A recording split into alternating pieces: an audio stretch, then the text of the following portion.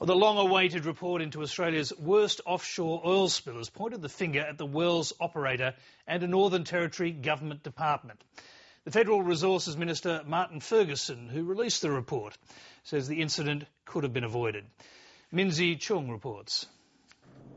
The Montara well explosion off Australia's northwest coast last year sent millions of litres of oil into the Timor Sea and took 74 days to bring under control.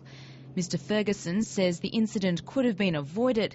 The scathing report tabled in Parliament has put the blame on the rig's Thai-owned operator PTTEP Australasia and the Northern Territory Department of Resources. The problem goes to the heart of a failure by industry to adhere to its regulatory requirements and for the Northern Territory designated authority to perform the duties for which it has responsibility.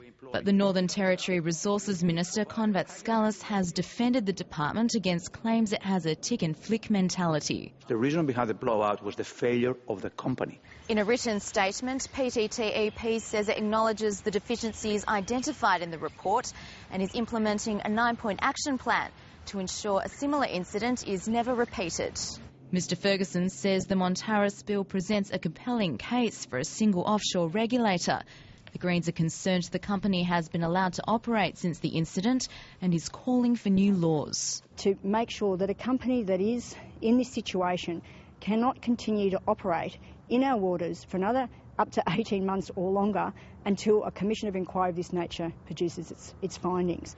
Mr Ferguson wants to review PTTEP's operating licence, which could dash the operator's hopes of restarting the Montara project by mid-next year. Minzy Chung, Lateline.